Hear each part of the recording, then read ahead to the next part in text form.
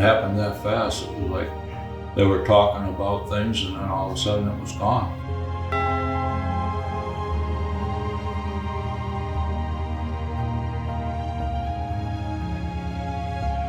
It's amazing how fast 50 years goes by, because I remember the day it happened like it was yesterday.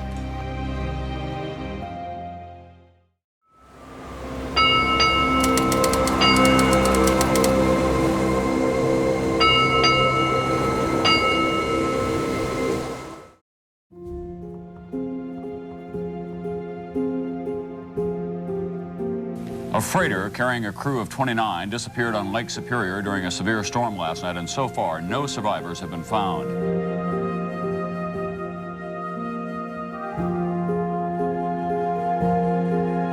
Well, 50 years marks a milestone for one of the most famous American wrecks of all time, the Edmund Fitzgerald.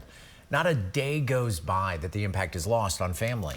And nearly 2 decades before the wreck and before the tragedy, before she became the subject of songs and pages in our history books, the Fitzgerald and her crew were already busy inking headlines as a ship like no other. Beginning its life in a shipyard along the banks of the River Rouge, workers laid the massive keel of Hull 301 in August of 1957. Measuring 729 feet from stem to stern, the steamer clocked in empty at 13,632 tons. Her single propeller, nearly 20 feet wide, with a set of 12,000-pound anchors to match. The Fitzgerald was the largest ship ever built on the Great Lakes. This is a ship that's designed to post-war structural and load line standards, and it really was cutting edge at the time. 15,000 spectators would turn out to her christening June 8th of the following year. Named for Mr. Edmund Fitzgerald, then president of the Northwest Mutual Life Insurance Company. The honor laid the groundwork for what would be a fateful day. As Fitzgerald's wife attempted to smash the champagne across its broad bow, the bottle held firm and took Mrs. Fitzgerald another 2 tries before it finally broke. Surging out of dry dock, she became the longest and largest carrier afloat anywhere on the Great Lakes circuit. She was the largest ship on the Great Lakes at that time, both in length and in carrying capacities. The Fitzgerald's arrival on the shipping scene coincided with building interest in taconite, low-grade ore shipped in pellet form, and the steamer could haul more of the stuff than just about anything on the water. When she first started her career, she was setting many cargo records throughout that time and actually well into her career as well. Smashing records year after year on runs between Wisconsin and Ohio, laden with the materials bound for Gary or Cleveland, driving the building boom in the Midwest and across America. And so there was no reason to doubt, with a seasoned captain and good crew, the Edmund Fitzgerald would be prepared to weather the storm that caught it in November 1975.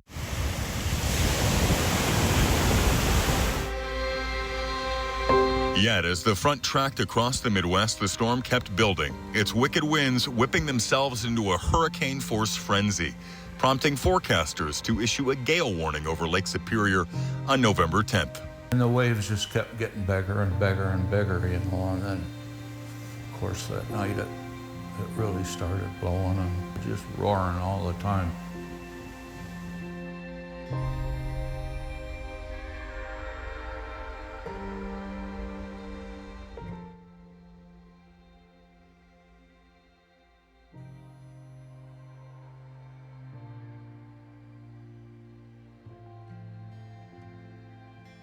And so the Fitzgerald and the Arthur M. Anderson changed their route, steaming into the teeth of the building storm and its 30-foot seas, seeking the shelter of Whitefish Point and the bay beyond. Only one of them would make it to safety.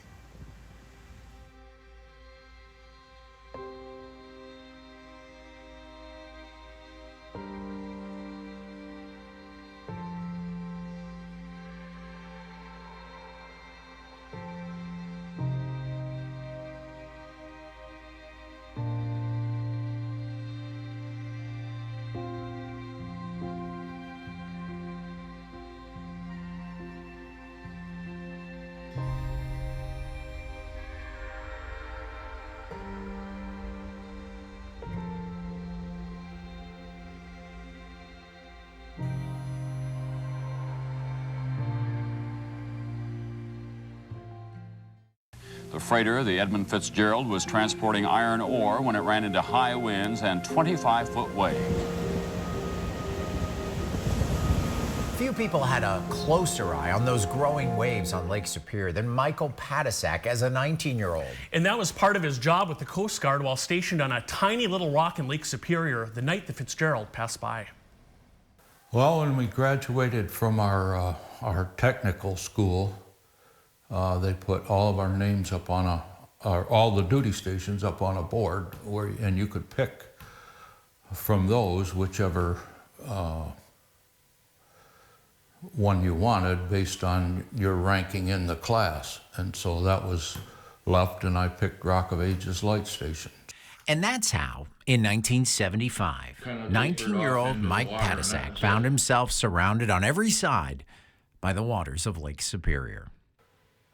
Actually, off the southern end of Isle Royal National Park, I think it's about 5 or 8 miles or something like that. A tall lighthouse on the tiniest pieces of land. You can imagine taking a spark plug and screwing it into a piece of rock sticking out. That's kind of what it looks like. Mike and 2 other Coast Guardsmen would spend 28 days at a time here, making sure the passing freighters knew where to go and where not to. We had a foghorn we'd have to turn on when the visibility got so low. Of course, turn the light on every night, or every afternoon, whenever. And the lighthouse sent out a radio signal the vessels could use to triangulate their position to keep them en route.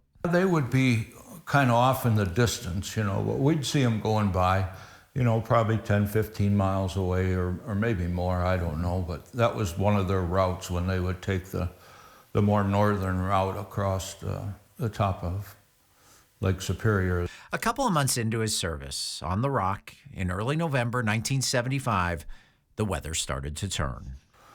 That day was kind of a culmination of a weather system that had been developing for some time, and the wind started blowing maybe a day or two before that, as I remember, and the waves just kept getting bigger and bigger and bigger, and then, of course, that night it really started blowing. The winds kept pushing the water higher and higher, the waves rising, and so were the concerns for the mariners they knew were out on it. The waves at our lighthouse were probably 20, maybe 25 feet at the most, but further down they got bigger. I think 30 or more down by where the Fitzgerald sunk.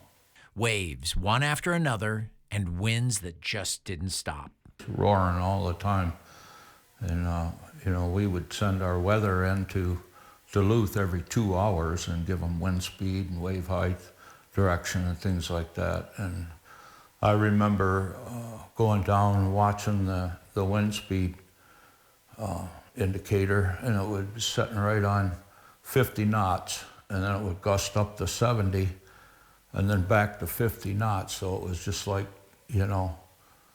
whatever a knot is, 1.2 miles per hour. So on top of that, 80-mile-an-hour winds. At 19, not much scared Mike. While the weather was wicked, he knew his lighthouse and the vessels passing by had been through worse.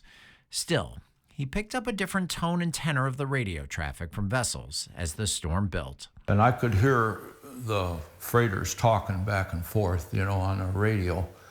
And so I knew things were getting pretty bad out there as far as the wave height and the storm was going. So yeah, I was pretty glad I was on a lighthouse and not on one of those boats. The captains of those boats radioing what they were seeing out there, until one of them reporting what he couldn't see anymore.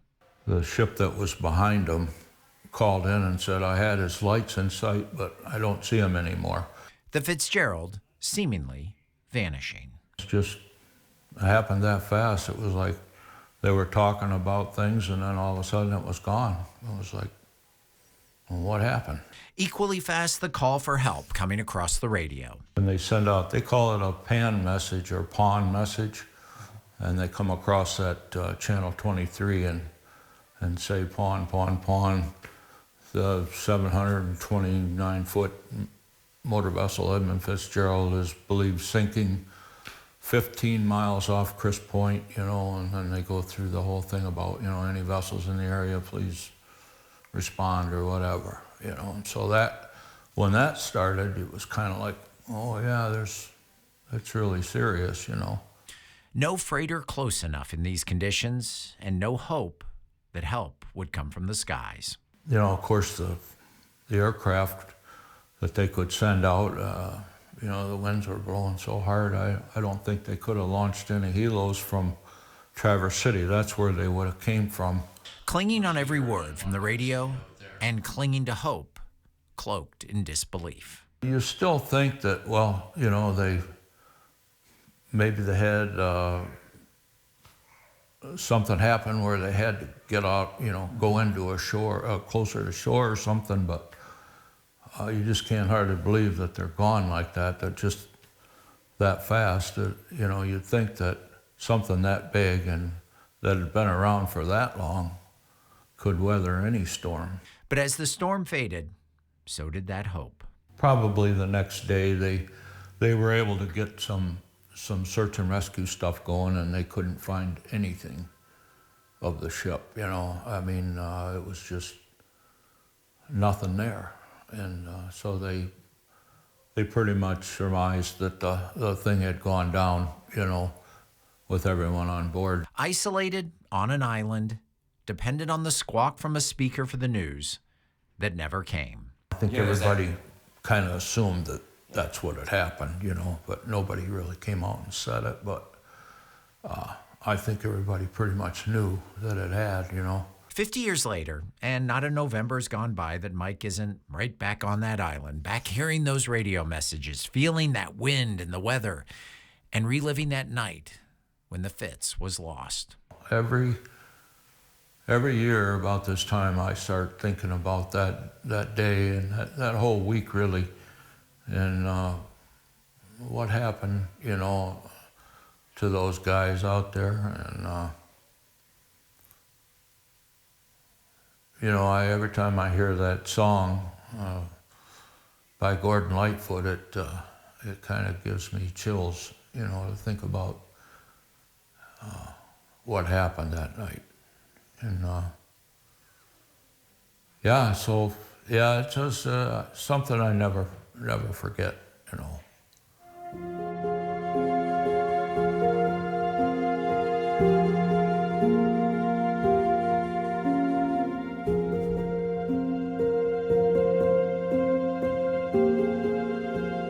In the area where the Fitzgerald went down, a sister ship joined the search, but so far all that was found was an oil slick, life jackets, and an empty lifeboat.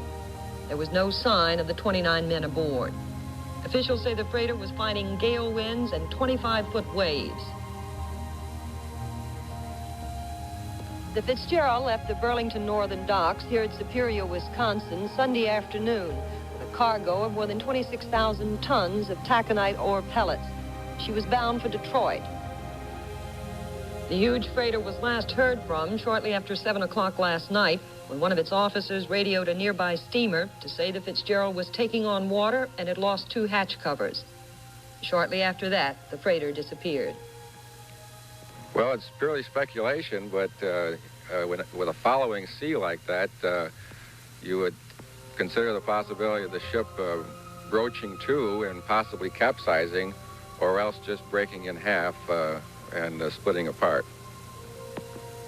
Even though the Coast Guard now considers the Fitzgerald lost, officers continue to plot the area where debris was sighted in a search for possible survivors. Officials, however, say it would be impossible to live more than 4 hours in the 49-degree waters of Lake Superior. Some estimates have put those waves as high as 30 feet. Lake Superior's unique shape and power, together with those gale force winds, of course, factored heavily into the sinking. So, Heather, how common is a storm like this, and what would that look like? Yeah, Mark, it's a very common storm to see these low pressure systems in the month of November crossing the Great Lakes. So it's typical for what we see this time of year, but that led to the deteriorating conditions on Lake Superior that night. That's look at the weather setup, that center of low pressure track through the Midwest the day before. And the morning of, you can see that low pressure system right over the western UP. And then as that passed throughout the daytime, that's what led to those deteriorating conditions on Lake Superior. That's like the Edmund Fitzgerald track through Lake Superior, and that's where it sank, just in its home stretch closer to Whitefish Bay. Now, the wind on November 10th evening was approximately sustained at 55 to 60 miles per hour. Reported gusts upwards of 80 to 86 by the Arthur M. Anderson vessel close nearby. And that west-northwest wind was by the afternoon evening that led to those higher waves. Wave heights are estimated upwards of 20 to 25 feet, upwards of 30. And the west to east direction via those west to northwest winds, and that long fetch across the lake made for those high waves. The time and the location, well, Edmund Fitzgerald was at that most severe part of the storm in eastern Lake Superior, and it was during the evening hours. Now, other sailors were caught in this same storm, and we heard some of their stories. For 33-year-old fisherman L. John Lufkins, heading out onto the water early in the day was a given. What he didn't know was that what transpired over the next 24 hours of his life was going to live with him forever. L. John was a tribal fisherman living in Bay Mills on the shores of Whitefish Bay. The morning of November 10th, 1975 was quiet. It was a beautiful day, actually, calm morning. Figured we'd go up. What he didn't know at the time was that one of the biggest Great Lakes storms in recent history was about to engulf them later in the day. As the day progressed, weather conditions got much worse. By late afternoon, it was hard to even get back to land, so L. John ordered the nets to be dumped overboard so they could get to shelter.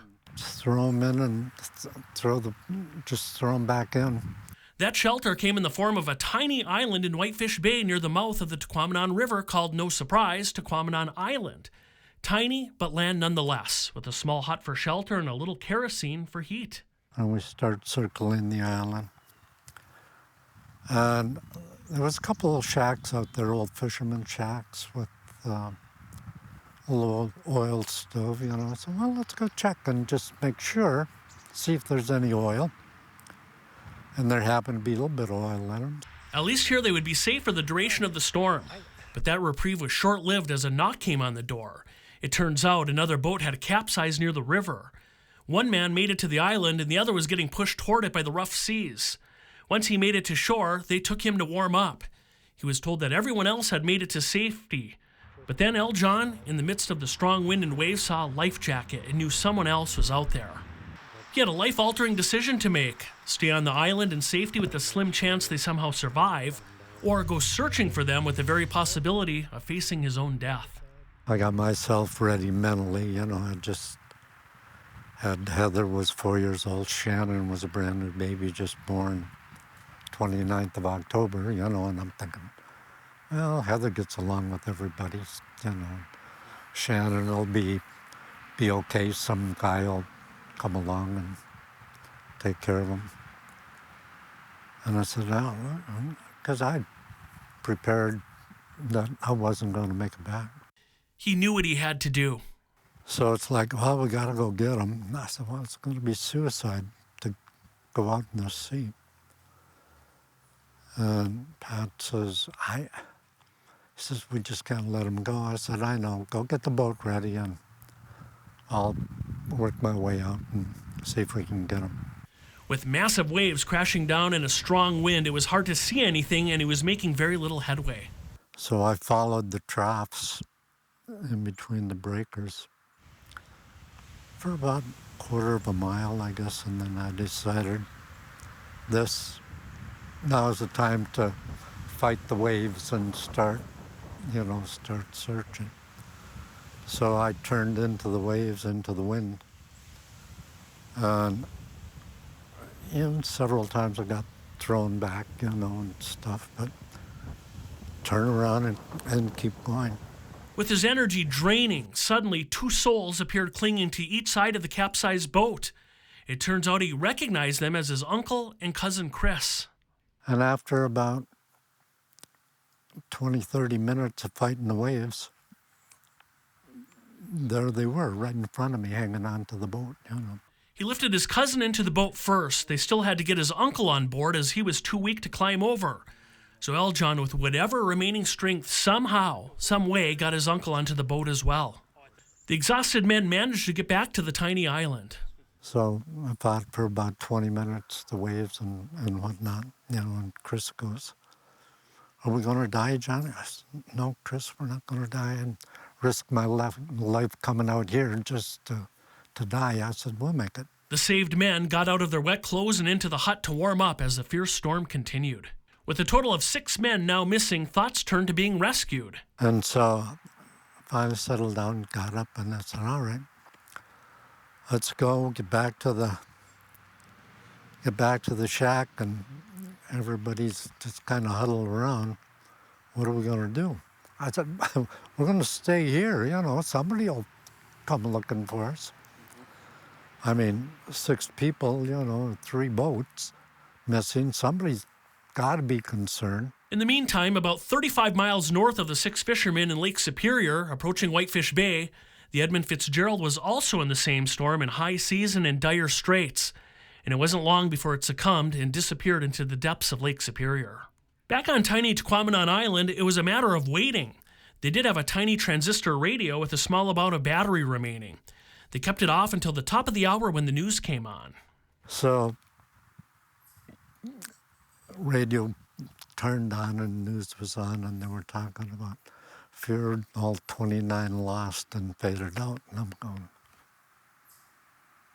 going, something else going on that we're not aware of. So next newscast got a little bit, and they were then talking about the Fitzgerald, and then faded out again. I said, well, that kind of explains why nobody's looking for us right now. There's a bigger boat down. They knew that with 29 men missing with the Edmund Fitzgerald, that their rescue may not be coming for some time. So they hunkered down for the night as the storm slowly subsided by the morning of November 11th. The next day, with calmer seas, the men made for the shore and were met about halfway by some larger boats that got them back to land. For years, it was a story that L. John kept mostly to himself. Years later, the men he saved that night gifted him with 2 large prints of the Edmund Fitzgerald, with both signed personally by the late Gordon Lightfoot. Those hang in his living room. L. John's uncle and cousin both survived, and to this day, 50 years later, his cousin lives several miles down the road. Now 83 years old, L. John reflects back on that day a half-century ago. To this day, it was the worst storm he has ever been in. But he also knows how life could have been different for a couple of families if he wasn't out there that night. Now retired, he still lives close to Whitefish Bay. Still to come as we mark 50 years since that storm and the sinking of the Edmund Fitzgerald, the ongoing effort to honor the 29 lives lost, with word from family members who say even so many years later, it still feels like yesterday they learned their loved ones weren't coming home. How and why a historic church hundreds of miles south in Detroit is making that effort, and the role it played in spreading the news of the sinking. We'll be right back.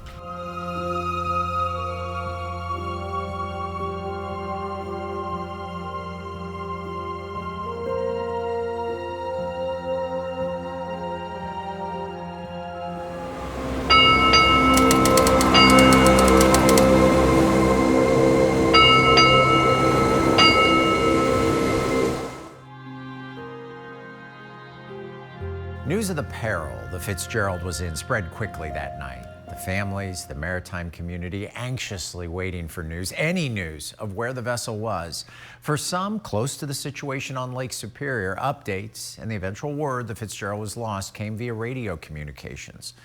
But for folks in Detroit, they found out when a church's bell tolled 29 times.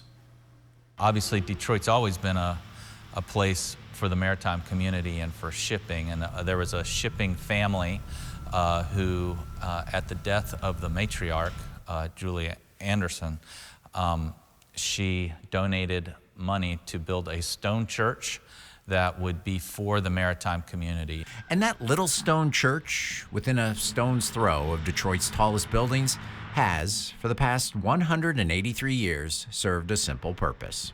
I get asked the funny question often, is this a normal church?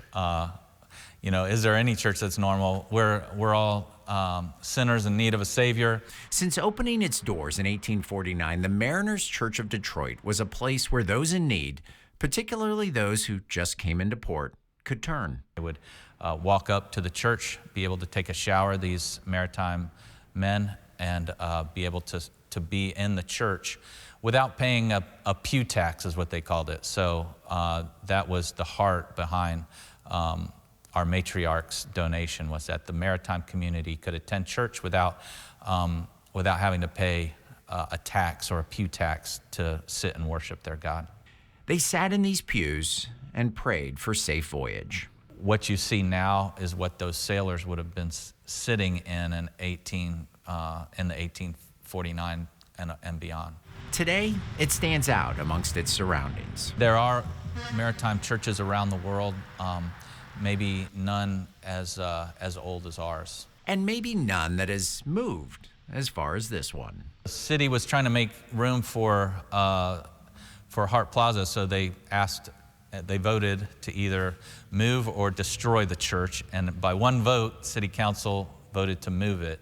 And then there was a citywide push to do it right. And it wasn't moved stone by stone, it was moved all in one piece on railroad tracks. And quite an engineering feat.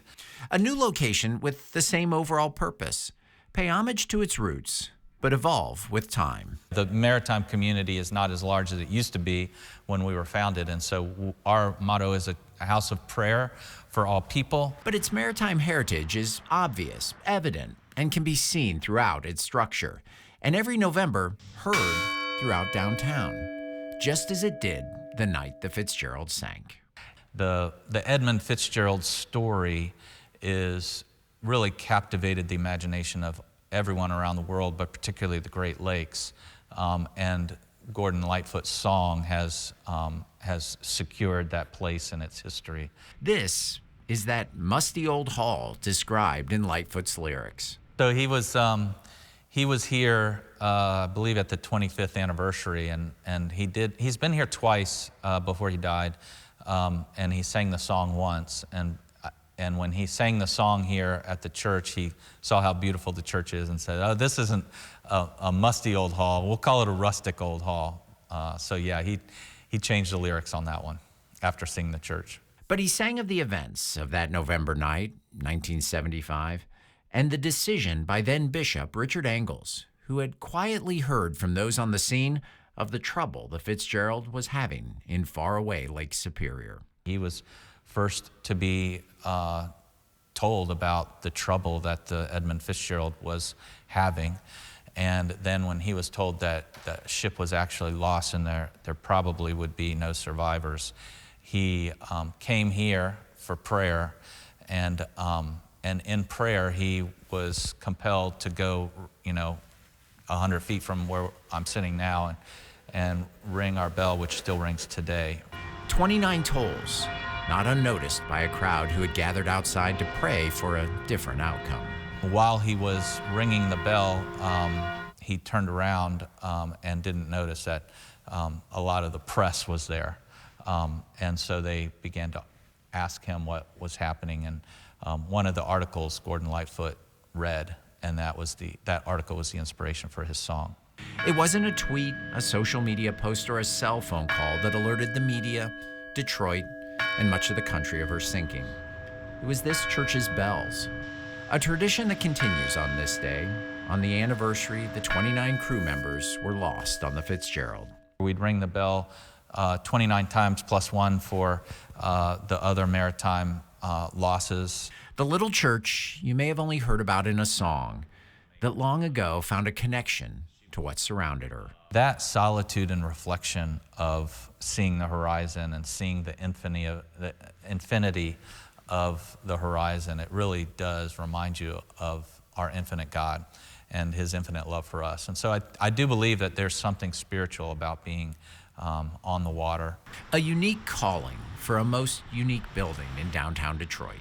It is an honor and a privilege to be in a place that doesn't just worship God in a box, but we worship God in a cathedral, in a place of beauty, because our God is a beautiful and loving God, and so this architecture reflects that.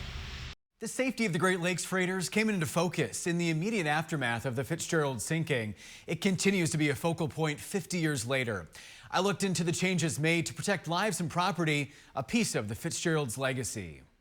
The lives lost aboard the Edmund Fitzgerald are honored and remembered by multiple generations. Brendan Falkowski, who was born decades after the sinking, has spent most of his life digging into the history of the Fitzgerald. She would have been one of the more luxurious vessels as well at that time, even though they were working ships. Brendan is studying naval architecture and marine engineering at the University of Michigan. He also created the Shipwatcher News website. She was one of the larger vessels on the Great Lakes. At the time she was launched, she was the largest vessel and set a number of cargo records throughout her career. They would have had guest quarters on board for carrying corporate guests, for entertaining company guests. Travis Martin is on the front line when it comes to designing ships that'll protect crew members and get the job done safely and efficiently.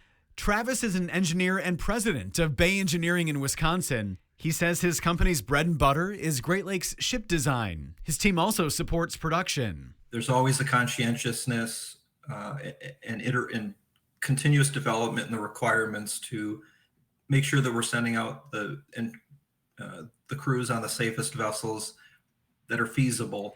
Design criteria is in place to make a vessel more survivable, allowing the crew more time to recognize there's a safety concern and get off the ship. The U.S. Coast Guard implemented stricter training requirements for crews.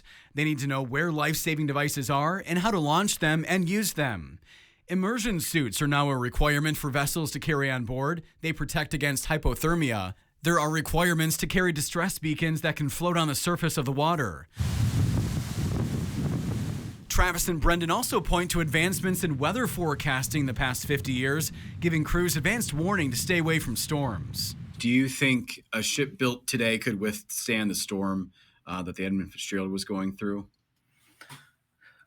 That's a tough question. I would say that yes, for a number of factors. One, it's going to be loaded more conservatively. It's going to be built more survivable. Travis points to a freefall lifeboat aboard the Mark W. Barker. This is the first U.S.-built Great Lakes bulk carrier in nearly 40 years.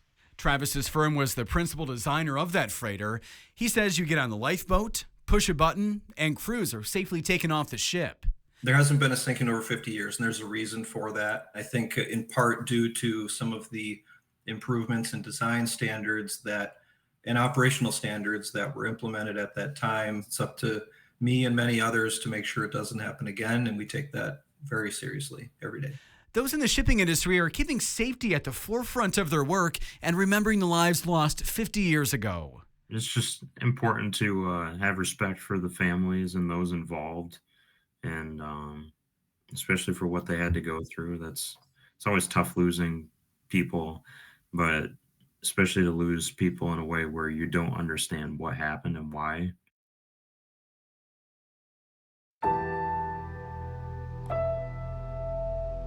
But a lot of things changed when the Fitzgerald sank.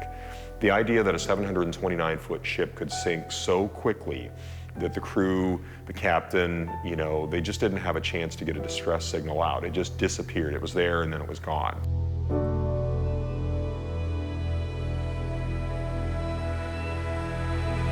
I think that was a wake-up call, that willingness to drop anchor and to wait until a storm passes.